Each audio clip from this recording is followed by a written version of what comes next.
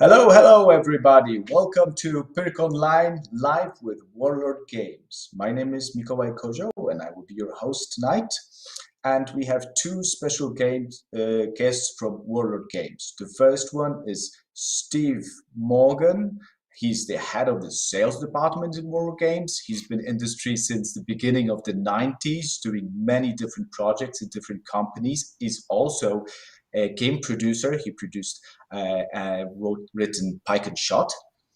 And we have Alessio Cavatore. Hello, Alessio. And he's a Hello, legendary game designer. He's been also in this industry since the 90s. Yeah, been in many different projects.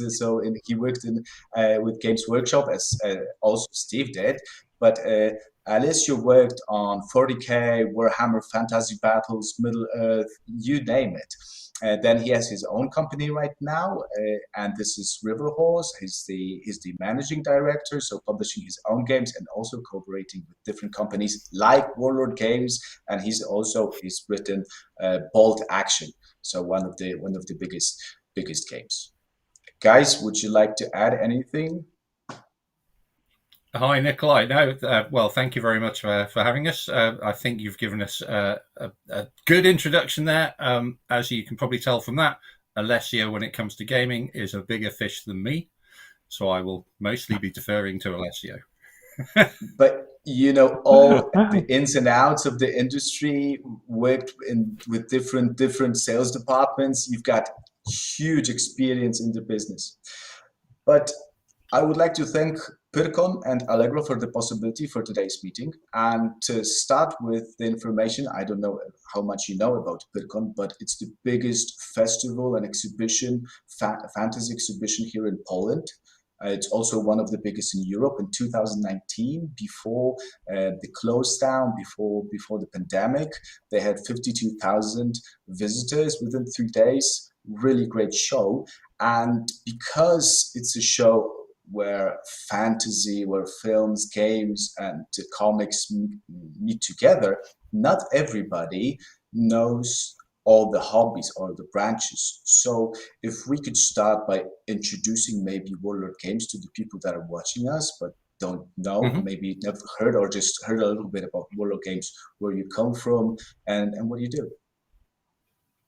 Okay, I think I'm probably in the best position to answer that. Warlord Games began actually making product in 2008.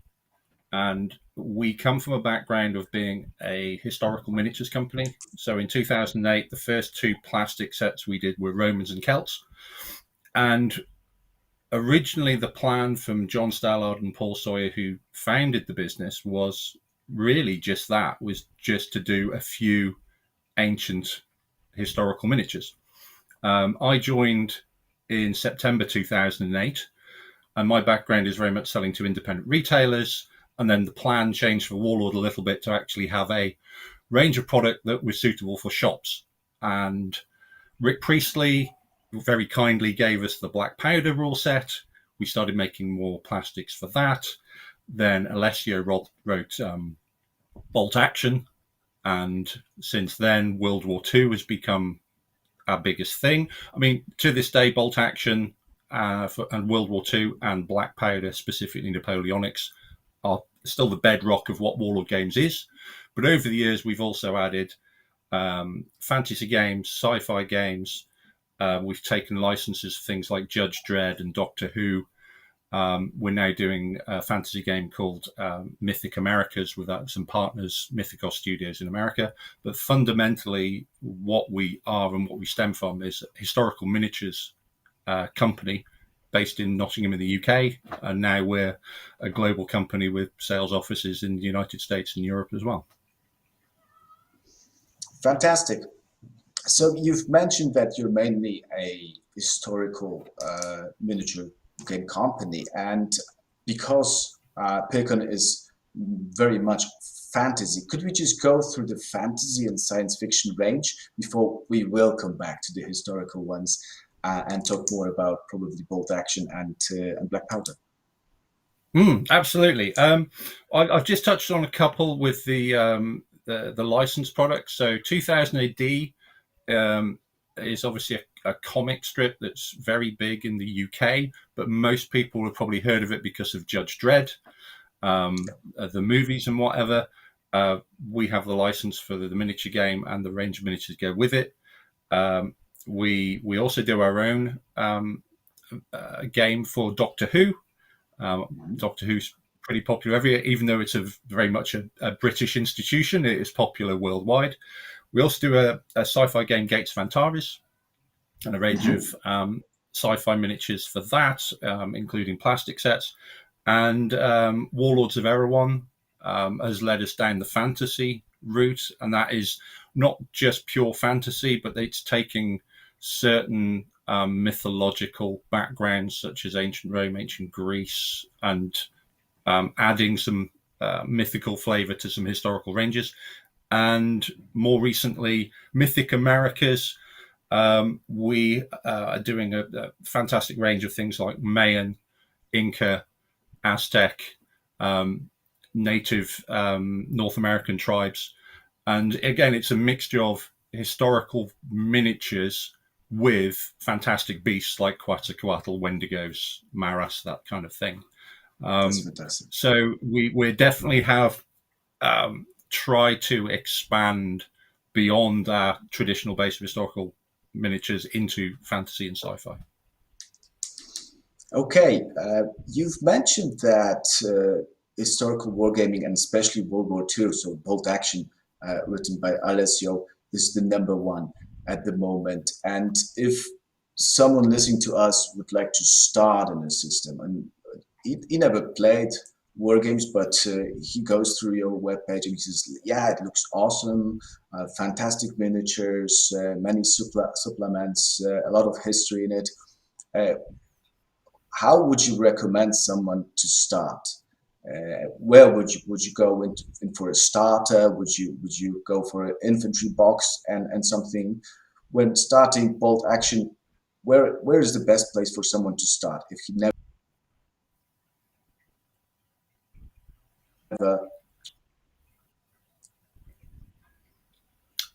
Alessio, do you heard my question? Yeah. Yeah. I think we got most of it. I think I'll let Alessio start with that one. Well, in terms of products, I guess, Steve, you're the best person to say which of the products available. But I would say if you want to start Bolt Action, before Steve tells you what product that is, I would think that you need about 2, 3, 4 units per side.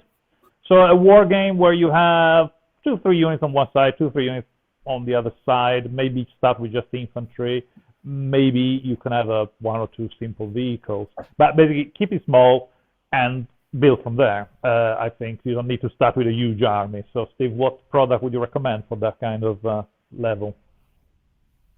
Well, most of the main armies that we do actually have a starter set, which exactly has that in mind. So taking it from Alessio's point of view of where the game starts and how to get into it, starter armies are usually good, but some people just buy an infantry squad box because you get about 30 men, which can give you anywhere between 3 and 6 units, because units are anywhere between generally 5 and 10, and some can have larger, such as the Japanese.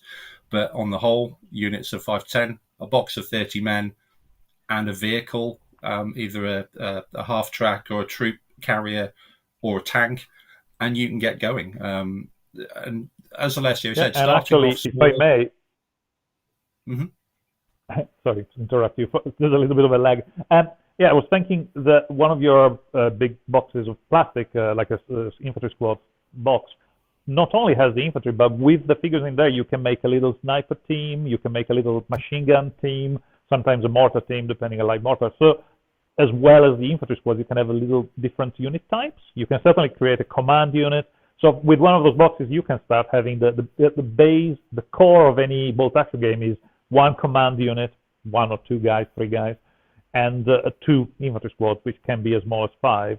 So yeah, with one box you can have a valid little platoon to start playing.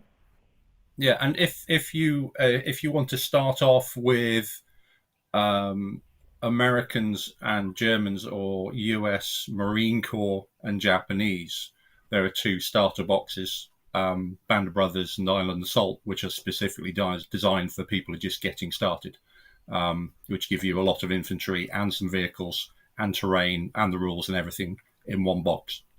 But if you want to start with an army that's different from those, then yeah, you can pick up an infantry squad and a vehicle for pretty much every other army. Awesome. Great. You've mentioned the rulebook, and I know that selling the product on different markets, you also have the rulebook in different languages. So this is the subject that I wanted to come back to. Is there a possibility to have it in Polish? The simple answer is yes. I mean, there's a possibility to have it in any language. Nobody would want a Polish language edition of Bolt Action, apart from Polish people, obviously, more than us, because it makes the game far more accessible. Translations tend to be, if it's a product we completely own, such as Black Powder, we actually have partners in market who actually we license the agreement for them to translate it and produce it. It's a very simple process. It's slightly more complex with Bolt Action because Osprey are a third party. They're the publishers, so they have to be involved as well. So the start-off point for anybody who's ever translated our product in the past, whether it's in Spanish or French or German, was for those people to contact both us and Osprey, simply saying, we would like to translate the product into Polish. Can you make this happen? And then we would say, yes, you can do it like this. We can give you the layouts. And it really just needs a partner within the Polish market who has the confidence, I guess, to commission a print run that they think is big enough for the Polish market and the demand over there. Mm-hmm. Okay. I think that really is it. It's not really a case of at Warlord we're not constricted by us needing to do all of this work and publish lots of translations around the world. It really is finding a good partner within the country and then wanting to do it. And as soon as we find that partner, and generally speaking, it's somebody that we've dealt with before, in Germany and France in particular, and now Spain, it's a one of our trade accounts, a retail partner who want to expand the hobby in their country, and they have decided to do the translations. So if we find a partner like that in Poland, absolutely it's possible. Sure. Okay. That's great news. I have some more specific questions regarding the products from the customers, the players, the gamers that I meet daily. For instance, we've heard that there is an Hungarian force set that will be out in the near future, or maybe not so near. Do you have any dates, anything more specific regarding that set? I know it was only mentioned on a podcast, I believe. We already have Hungarian squad boxes in metal available. So the Hungarian army lists are already a thing that are in the Bolt Action books. And we have, I believe it's at least 3 metal squad boxes as part of our range, and at least 2 vehicles. So it is something that it is product that exists from a point of boxes that are available, and our mail order range is slightly larger than that as well. So it is definitely an army that we do miniatures for. And as such, it would be something that there are no plans to do plastics for them at the moment. Okay. But at some point in the future, undoubtedly, there will be. I can't give you a time frame on that because we still need to do plastics, because we're just at the stage where we're doing Italian plastics for bolt action at the moment. The next obvious plastics for us to do after Italians for new armies that aren't in plastic would be things like French and Polish and Finnish, because they're very popular armies. Yeah, good to hear about the Polish, because I also had a question. Is there any possibility for any army supplement for the Polish forces? I know that there wasn't like a typical Polish army after 1939, but the Polish soldiers fought almost on every continent during the war, and there were many different forces. So there was a question like that. Is there anything that will be done for the Polish as a supplement, or maybe some general information that for building these forces? Well, I can pick up that one. As far as I know, there is no specific Polish supplement planned in the near future. But correct me if I'm wrong, Steve. Of course, I may not know. I may not be wrong. But certainly, particularly the Polish that were fighting, normally often were equipped by British. They always often had British equipment, as far as I know. So there's in the armies of Britain, you can certainly select one of the. So you can deploy a Polish army using one of the rules specific for that book, where you can choose, and you can pick and choose and go, right, I think I'll use toughest boots or vengeance. Vengeance sounds good for the Polish, I think, in World War II. Yeah. So like, I use a vengeance rule to represent the Polish troops that are fighting under British command and British equipment and British uniforms. So there's a way of doing the forces that are not, after the fall of Poland, you can still have Polish forces under different, using different armies. But yeah, no, unfortunately, I don't think there is a specific supplement coming soon. Is that correct, Steve? I'm not lying? Certainly not coming soon. Certainly not that I know of within the next 12 months. Sure. We, again, the publications tend to be fairly transparent, because the bolt action publications are done in collaboration with Osprey. And because they're a book publisher, you tend to get notification of those well in advance.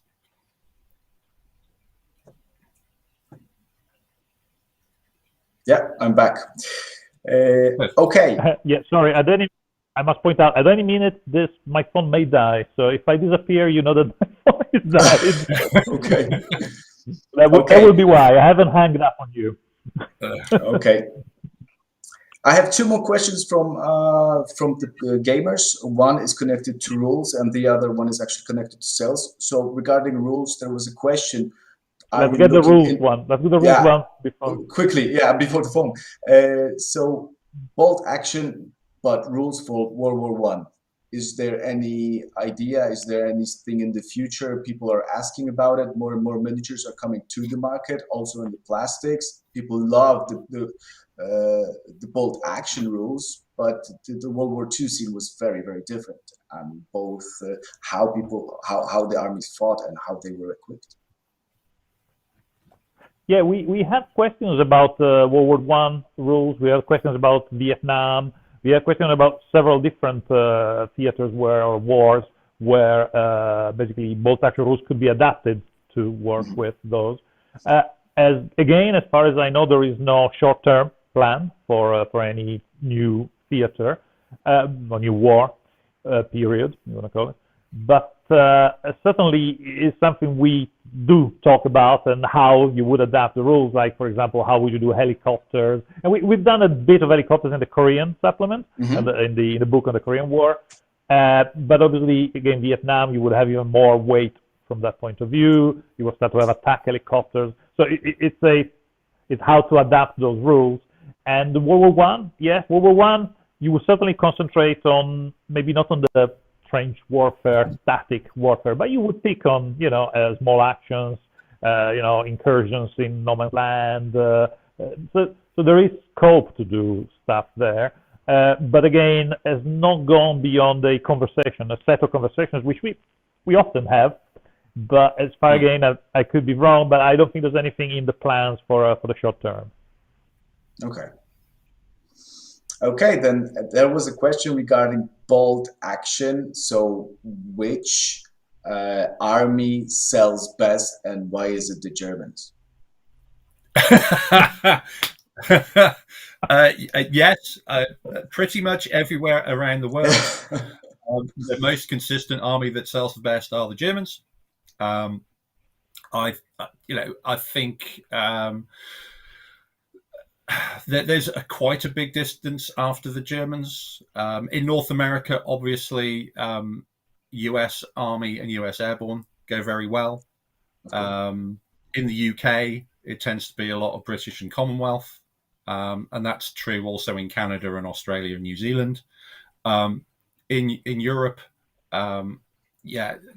Germans, Soviet troops are quite popular in some places. But yeah, the German army is the best selling generally. And that's simply because they kind of had the biggest impact on World War II. You can't really play a World War II game or an extended campaign really without the German involvement, unless you do solely a Pacific theater. And for most people, so it's very pretty uniforms as well. Yeah. yeah. And they have some amazing tanks, and a lot of people really do. They look at what things they can have, and as much as it pains me, because most of my armies tend to be, how can I put this politely, not particularly good. I like playing armies like Home Guard, who aren't great and have comical tanks. Some people look and they really want to have Panzer IVs and Tiger tanks and King Tigers, and I get it, because they just look quite cool. And they play great. At least they are not. I guess it's not one good point that I can point out selfishly is that at least they are not the strongest army. As in, the reason, as far as I know, is not just because they always win. Because as far as I know, bolt action is fairly balanced in terms of who wins. You go to tournaments and you kind of find a lot of different armies there, not always Germans. So, hopefully it's not just because they are too good. That was actually just one of the questions. How do you balance a game where you have so many units, so many factions? I mean, you got tank warfare, you got infantry warfare, you got flak, you got so many stuff. And how do you balance? How do you test it?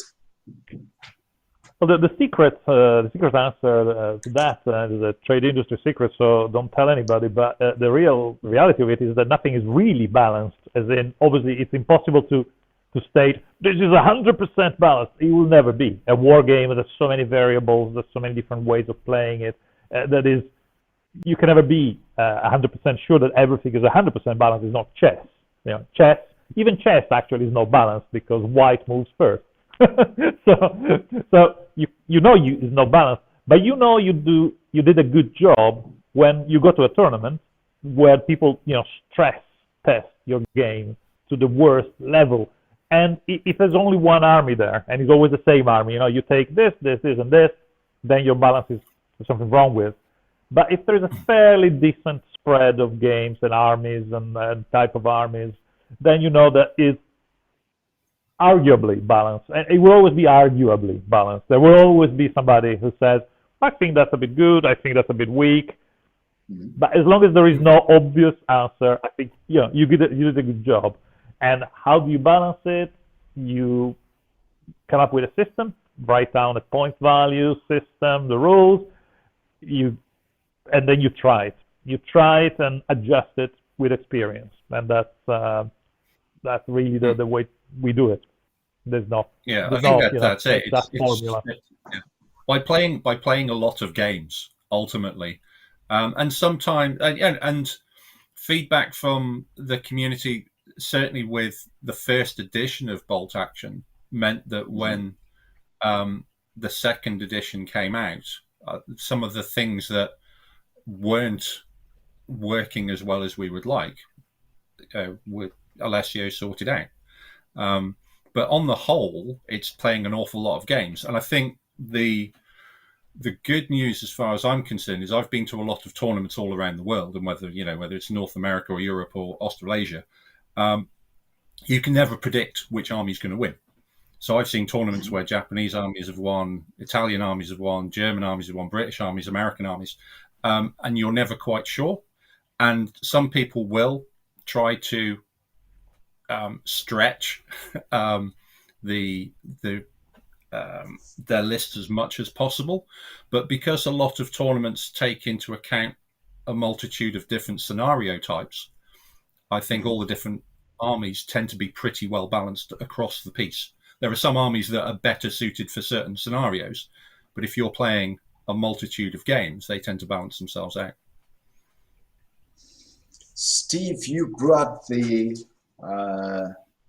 first edition, second edition. What about the third edition? There were rumors. There will always be rumors, and we have to be honest and say, will there be a bolt action third edition? Absolutely, yes.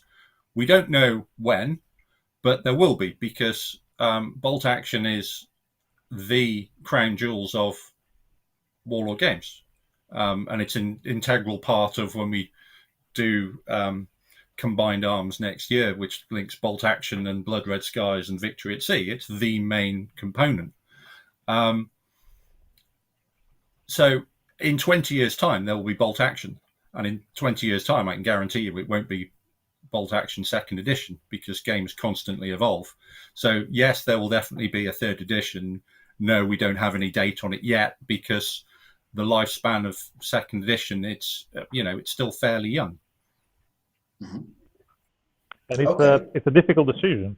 It's a very difficult decision to decide when to do it, because there's nothing particularly wrong with bolt action as it is. People enjoy it, so you can go. You want to do a new edition, but there's a risk. Why fix it if it isn't broken? So there is that hesitation and planning, and so it's not an easy decision.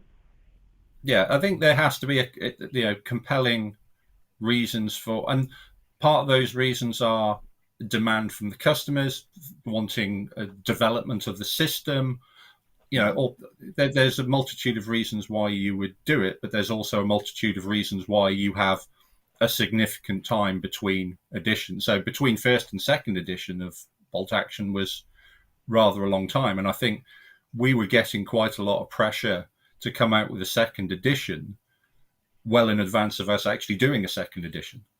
And that's just the nature of the beast. So yes, at some point there definitely will be a third edition of bolt action. I'm afraid, at the moment there is no planned date for it. It's certainly not on our planning horizon to put down any dates yet. Mm-hmm.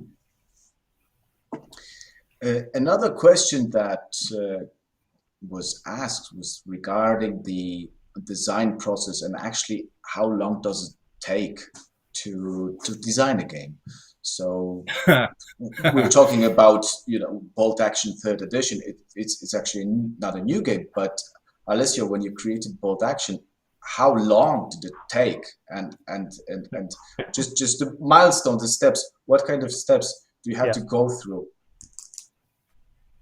Well, I would say the quick answer is about a year, but it varies enormously. Because as a designer, you never want to release it. You always go, I can improve it. I can, do more testing, more. So at some point, some commercially headed person, Steve, will go there and go, give it. It's done. It's good. Give it here. Yeah. Because otherwise, as a designer, you'll never publish it. You'll never have it. So the process normally for me starts with talking to my customers. And I mean the people that, like in this case, Warlord Games, they commission the game. I'll ask them a million questions to form a brief, to understand what they want, to make them understand what they want. Because sometimes, people have a general idea, but some of the specifics are a bit vague. So I will bombard them with questions and go, all right, how many people is the game? How long does it last? How many units? How many models in those units? What do you want? What type of dice do you want? Do you want these dice, the other dice, no dice? So there's a first phase, which is me understanding, creating a brief. Then there's a phase of design, the design phase, where you write down a first draft, and you talk it through. You try the big level stuff with Warlord Games. It's amazing to work with them because obviously I have Rick Priestley there. I have the most experienced designer in the world there to work with. So clearly, for me, it's a treat to work for them. So if the design phase will last a number of months, ideally, or less, but at that point, you go through iterations. So you do a first version, test it, then you do a second version until you come to a manuscript which you're happy with. At that stage, then finally you say, okay, this is the one. The core of it is done. And then you enter into the development phase. So you go from the high-level design phase to the development phase, where it's about balancing, writing the army list, writing variety, cutting it then down to efficient, something that can work with a range of models. So there's the process, and that process can last as long as you want. The development process can last 3 years. I can make it last forever because it's never finished. You're never happy. And that's when Steve goes, enough. We need to publish this. Stop developing. Yeah. And that's where you have to let go. You have to let go, and it will never be perfect. That there will be niggles, problems, issues. Sometimes there's always bits. But if it's not too bad, and I think Bolt Action was quite a good example of a game that started quite well, then you don't worry. You fix it in the next edition. You address issues later in the next edition. You don't panic and start changing things too soon. Okay. So I think I don't really have a leg to stand on in demanding things now because my Alessio's far more experience of getting a game through development and to market than I am. My Pike and Shot took 3 years, and that's 3 years. 3 years, and it was based on an existing engine, which was Rick Priestley's Black Powder, and it still took me 3 years because it was endlessly tinkering, playtesting. And I just don't have the experience of Alessio of moving that process along faster. So it was for me. It was fairly. You're also not a full-time designer. I mean, you weren't doing that full time, were you? You were doing your. Well, for me, it's a job. Yeah. Interesting. Very interesting, guys. Okay, maybe some more general questions regarding the hobby itself. Do you think that in the past years and in the future, the miniature wargaming will be growing? Board games in this century just blew up from the beginning of the century. If I ask somebody about board games in the 90s, it would be chess, Scrabble, things like that. Now there's tons of games. The exhibitions with board games are huge. And miniature wargaming, is it also growing, or is the majority of the players getting older? What about the younger generation? How do you see the hobby? I think we might have lost Alessio. Yeah. Lost an I should probably take that, and hopefully we'll get him back. Simple answer is I think the future of miniature wargaming is very, very healthy. Certainly when I started miniature wargaming many years ago, I was in the minority, and at my school of about 500 people, there were only 2 of us. When my son was going through school, it was probably at least 25% had at least played the games, and I think that number's increasing or are aware of what miniature gaming is. Also, I think the way that stores are run nowadays, they're not just a place where you go and pick things up off the shelf. I think certain companies, definitely Games Workshop, kind of changed the landscape a little bit by encouraging gaming in stores. And so there are an awful lot of really good retail stores around the world who allow you to play miniature games in their shop. And that really has been a game changer. And they arrange gaming nights and games clubs. And at the end of the day, we are in a very interactive hobby. You don't play our games online. So it's all very well. People can look at stuff online and buy things online. And certainly it's far less scary getting involved in historical gaming now because it's far easier to look things up and see how people have painted them and put their armies together. And you can look at YouTube videos on what a British parrot army looks like and how it's put together. But there are many more really good shops now where you can go with your army and meet like-minded people and play games and roll some dice and have fun. And I think that is only increasing. And I know we've had a very difficult last 2 years in general as societies, but within that time, actually, people have turned to their hobbies and as something that has given them comfort, and now they want to go back out into the into stores and play games. And luckily, there are whatever country you're from or whatever town you're from, chances are you can actually go somewhere and play games in stores, and that's very different from the where it was 30 years ago. Okay, that's very much true.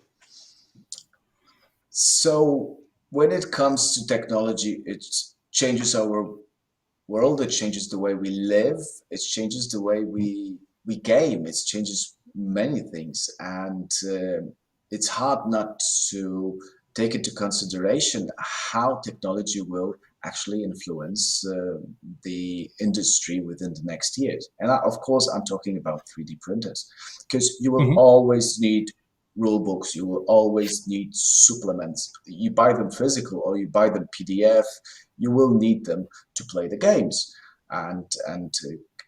But how do you see the future of the industry, and the fact that more and more the printers are cheaper, are better, and it's easier to get the STL files that you actually need for playing games? I think there's definitely a market for that, but in the same way that there's a market for pre-painted miniatures. I've noticed an increase in the number of companies at shows who are selling 3D printed miniatures. All we can do at Warlord Games is to produce the best miniatures that we can and the best games that we can. And we think that there's a desire for that. What we try to do is appeal to people who like collecting, people like painting and modeling, and people like gaming. And so long as we keep what we're doing, the heart of what we're doing is to appeal to those people, and as many of them as possible, and to make it as accessible as possible. I think that's where we will always do well. That's not to say that more people will not get into 3D printing, but I think you'll probably find people will get into 3D printing because they really like the technology, but also then buy a box of miniatures. And I think they'll probably supplement each other. And I think it'll just be another way that people will get into the hobby, in the same way that people download books, but you still have bookshops who sell real books. Sure. I don't see it being, it's certainly not the death knell of miniature companies. What it does, it makes miniature companies up our game. So we just have to get better at what we do. Yeah, perfect. I think that's a great answer. Steve, I think we're heading to the end of our time, but if you'd like to tell us anything about the future projects, any glimpses of new products, anything that we should be watching when it comes to Warlord? Oh, wow. Okay. Well, Warlord, we tend to release things on a very rapid basis. Our studio kind of worked very hard. And the guy who runs it, Paul Sawyer, he's got a lot on his plate at the moment. So we're right in the middle of just releasing the second edition of Blood Red Skies. Victory at Sea is continuing to do very well for us. The new plastic Italians for bolt action are a kind of precursor for a whole new wave of plastics that are coming over the next 2 years for Bolt Action. We've got more stuff coming out for Mythic Americas. We've had enormous success with our Epic Black Powder. Epic Black Powder. Yeah, that's something that we're definitely going to be revisiting because it's just been a huge success for us. There's more Black Sea stuff coming out next year. Mm-hmm. There's a lot more Black Powder and Napoleonics coming out next year because that's a real passion of John Stallard, our owner. So yeah, watch this space. There's a lot of stuff coming, and I've alluded to it already. There's a combined arms game coming out next year, which will be a campaign system, which will be linking Bolt Action, Victory at Sea, and Blood Red Skies in one box. Awesome. That sounds great. Just one more question. When you mentioned Epic, we did have some questions regarding Epic because at the moment it's the American Civil War. Yep. Are there any plans, thoughts about doing something regarding Napoleonics in this scale? We will definitely be expanding what we're doing in Epic. I would strongly recommend. I have been told not to go into too much detail about this, otherwise I will get shot. I would suggest that watch this space and the Warlord pages very carefully over the coming weeks. Good. That is good news. Okay, Steve. Thank you very much for your time, for all the information that you gave us. Alessio isn't here with us, but thank you, Alessio, also for everything. And hopefully we'll have, again, a possibility to speak in the near future. Fantastic, Nikolai. Thank you very much. You take care. Thank you.